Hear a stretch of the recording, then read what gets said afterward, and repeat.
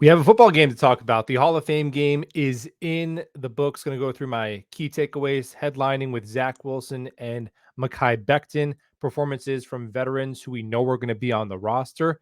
A potential veteran that was maybe showcased for a trade. I don't think so. Some veterans who are on the roster bubble, any stock up, stock down. And then each of the Jets draft picks, how they performed. Also, notable undrafted free agents. It's going to be way longer than it should be for basically what was a glorified scrimmage. Obviously, if you didn't even watch this game at all, it doesn't matter. The opinions of any individual player or the Jets' outlook for the season should not be changed at all. Main thing is no significant injuries. Love to see that. But let's start with Zach and Makai. The two. It's very rare that you see a number 2 overall pick quarterback in year 3, and then a player who still has a chance to be the week 1 starting left tackle for a team play in this kind of game. And for Zach, I've removed the expectation of him as the number 2 overall pick. I'm just looking at Zach Wilson. Whenever I see him the next 2 years, can he be a competent backup? Because that is what we all agree we want his role to be over at least the next 2 seasons. And if Aaron Rodgers, if this is a regular season game and pretend Aaron Rodgers had to step out for 6 dropbacks, which is all Zach got, Aaron Rodgers gets the wind knocked out of him. And Zach comes in, and would those 6 dropbacks be a passable performance for your backup quarterback? Yeah, absolutely. Definitely. It would be better than what most backup quarterbacks look like around the league, level of competition, all that built in. I understand that, but this is the only information we have to go off of. He had a beautiful goal ball to Malik Taylor. One of the best throws, honestly, I've seen Zach Wilson make from the pocket. A lot of his deep passes in his career have been him rolling out to his right. That throw would be the best throw of the majority of the backups in the NFL's career, right? And then he had a perfect throw on an out route to Kenny Yeboah, hit him in stride. A nice touch screen pass to Izzy Abanikanda to his inside shoulder, leading him towards the tunnel, which that's been a problem for Zach. He struggles to find his changeup sometimes. Everything's 100 miles an hour. He had one ball batted down at the line of scrimmage. He had one bad throw where he overthrew Irv Charles. And then he had the play where I think it was the right decision to run. You'd like him to run forward instead of the spinorama, but he still would have had the first down if he didn't trip. So that would definitely be a more than passable performance for a backup quarterback, undoubtedly. I wish we could have seen more of him. It would have made the game a lot more watchable. He's definitely a hell of a lot better than Tim Boyle and Chris Streveler. We know that. Moving on to Makai Becton, he only played 7 snaps. I think we're just going to have to get used to the communication around Makai Becton's injury, and what he and Robert Saleh and the Jets say is just always going to be weird. So we just have to just watch and just trust our eyes. So he said that before the game that the kind of turf they were playing on wasn't suitable to his injury and guys his size. And he just felt an injury coming or something and pulled himself out of the game after 7 snaps, but then stayed in on the field goal unit after that, even though he didn't play tackle anymore. So 7 snaps is really, there are drives that are longer than 7 snaps, but he looked really good. He's probably the most talented football player on the field, really, in this kind of environment. So didn't let anybody get near Zach Wilson. He had one play where he kind of got beat initially with speed, but he used his length to wall off the defender and push them past the pocket. And other than that, the guys trying to bull rush him couldn't go anywhere in the run game, looking like a mauler. There were reports that he was limping. I wasn't at the game. I just rewatching it. I didn't see any limping. I didn't see any hobbling. He looked like he was moving really well to me. Now, you would have liked the 25 snap quota that Saleh mentioned.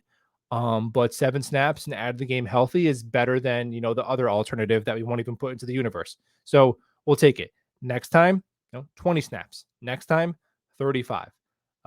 Baby steps for Makai. Biggest thing to me is he moved very, very fluidly, in my opinion. Some other notable veteran performances, guys we know who are going to be on this 53.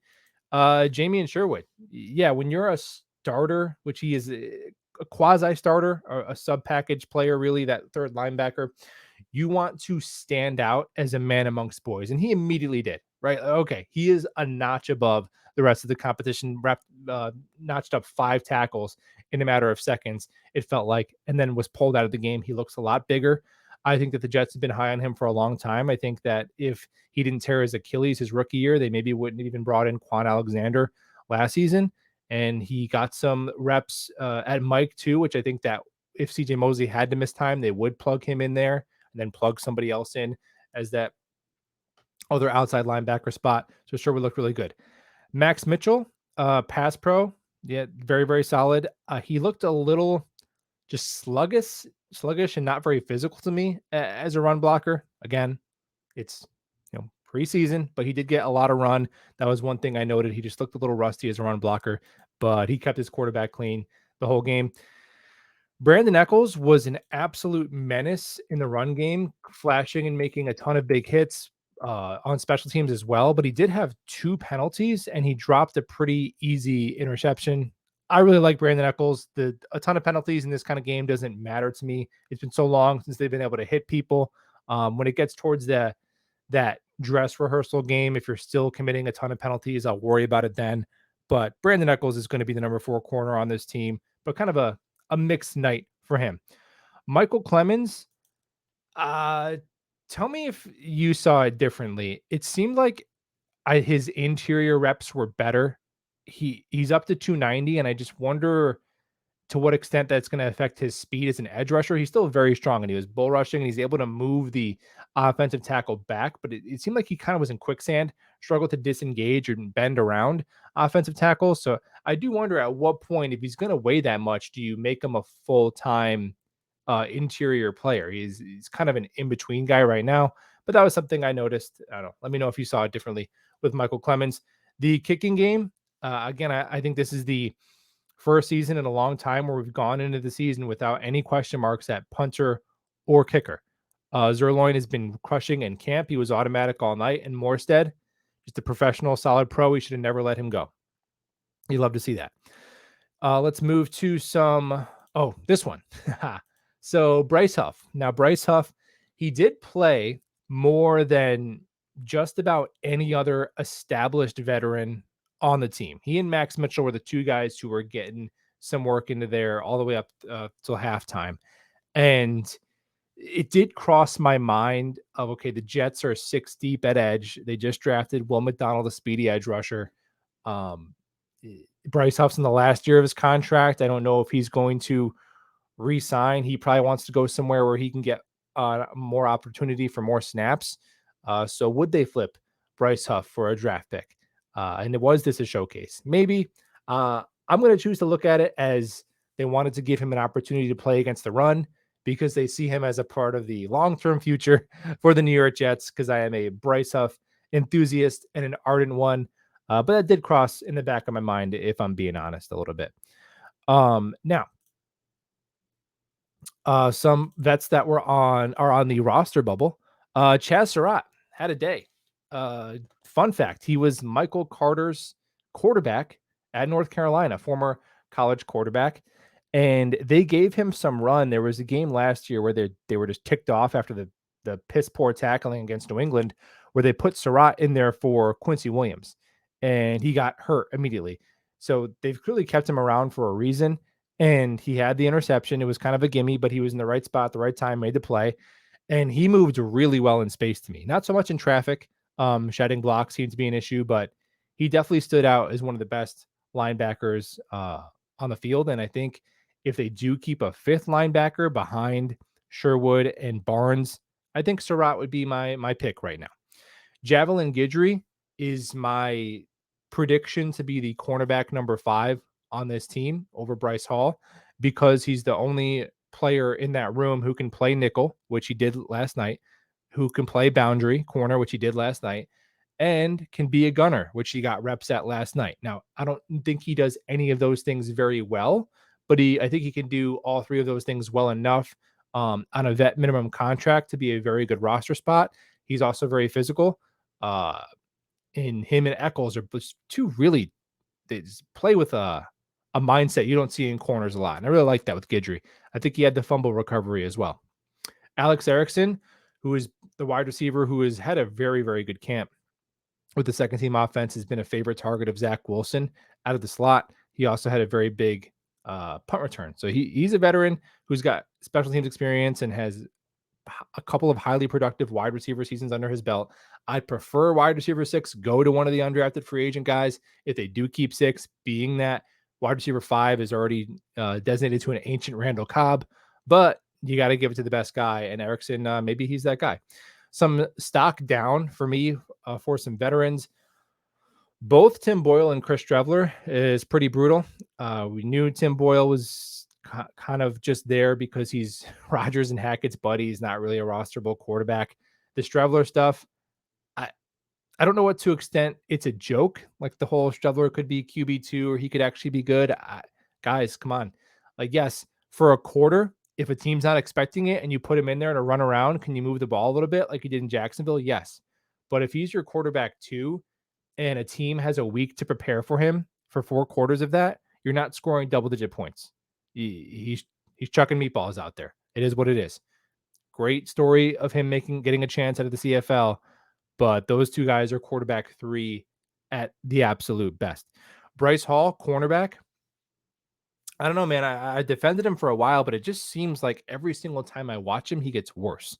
He just seems not athletic, not physical.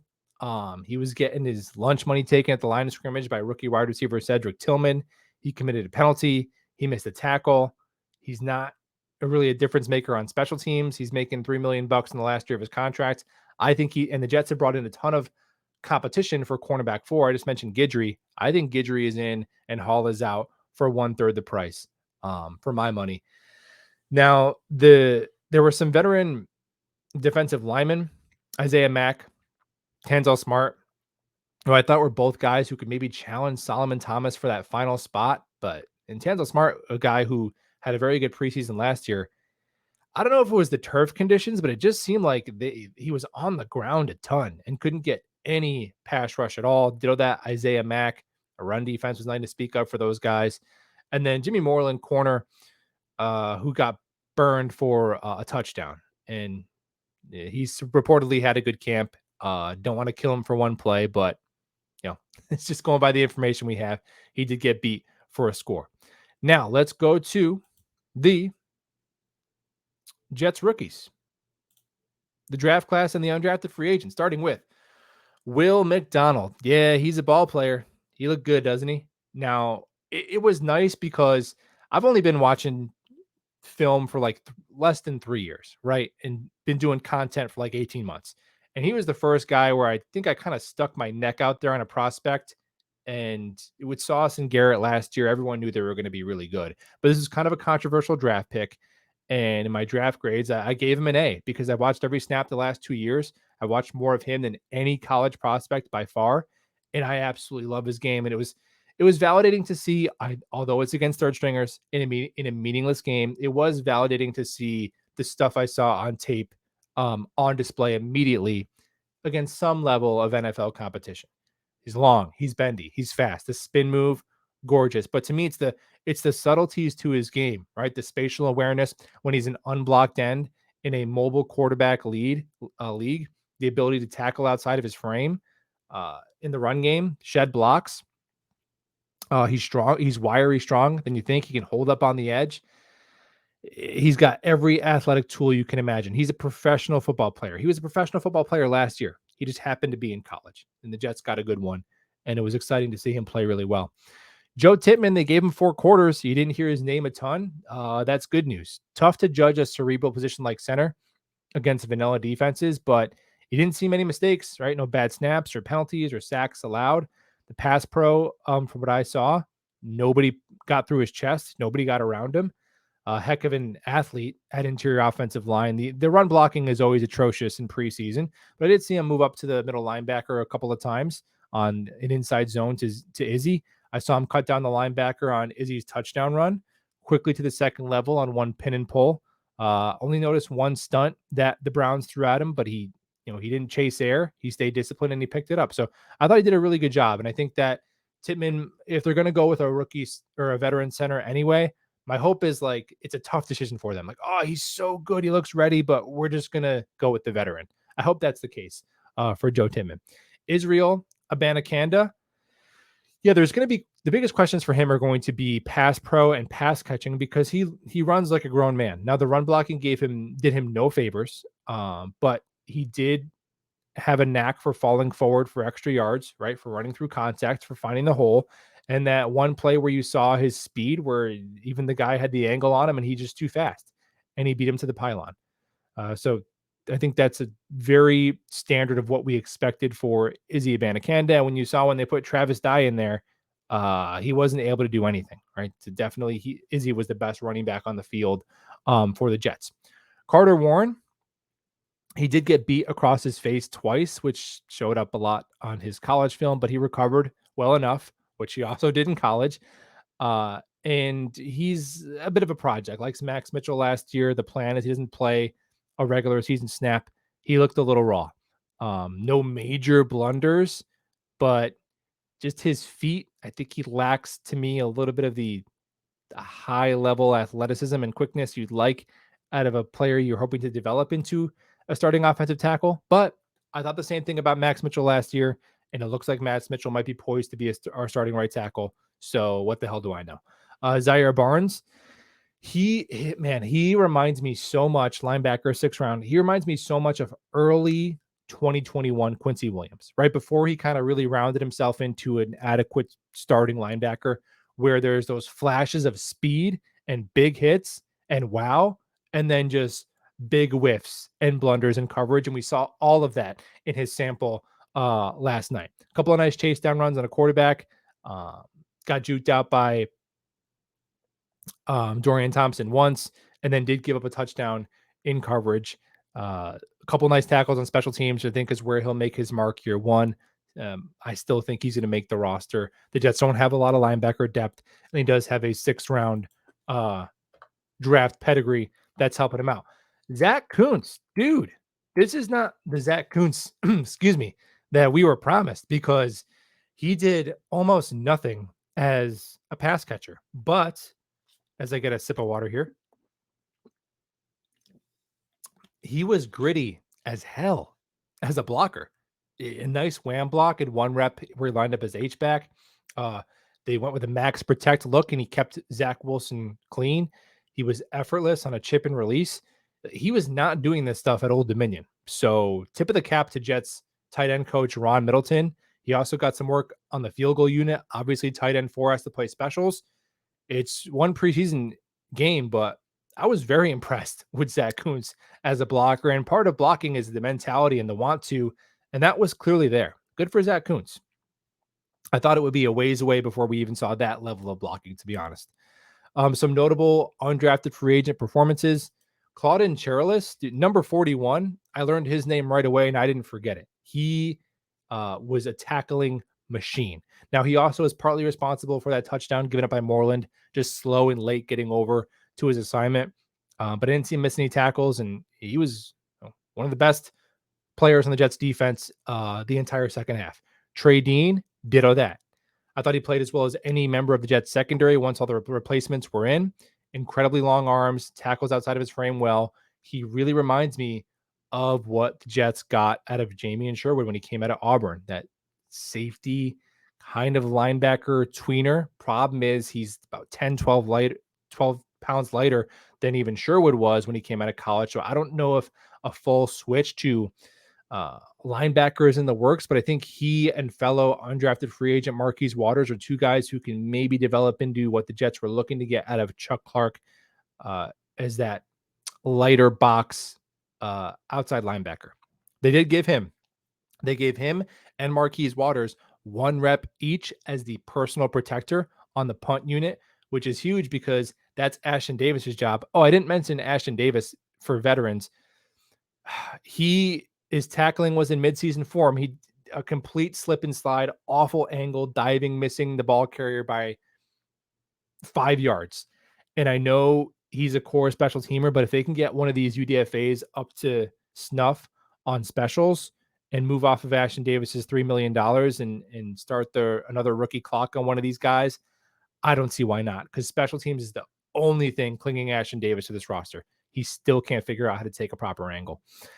Jason Brownlee, camp darling. A couple of nice routes. He had a catch on a curl.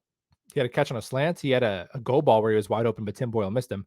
But then he also had a drop and then another catch where it would have been a nice contested catch. Give the defender credit, but he wasn't able to pull it in.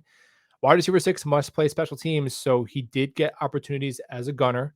I'm here for the hype for Brownlee. I am. But the Jets have like 5+ candidates for wide receiver 6, and that's even if they keep 6 wide receivers, which isn't a guarantee. So I'll take my prison sentence, guys. He is far from a lock to make the team. If I had to pick a guy who would be wide receiver 6 if they do carry 6, I'm still picking Brownlee, but far from a lock, in my opinion, right now. Then finally, Xavier Gibson, undrafted free agent wide receiver as well. Special teams is his only path to the roster. An excellent return man in college. He sprung a 45-yard kick return, but he also muffed a punt. And muffing punts, to me, muff punts and fumbles are, once I see a little bit of that, I get weary. Rookies on kick return who, once you do that once, man, it's tough. So a second one of those in the preseason, he's not getting the job. Like, that's just, it's too big of a mistake. You muff a punt, the other team has the ball inside the 10. It's you're giving up an automatic touchdown almost. So hopefully he shows sure hands the rest of camp, and his speedy return plays outweigh any mistakes we might see. There it is. Just my 2 cents, or 20 minutes of sense on the game. Thanks for hanging out, and we'll talk ball soon.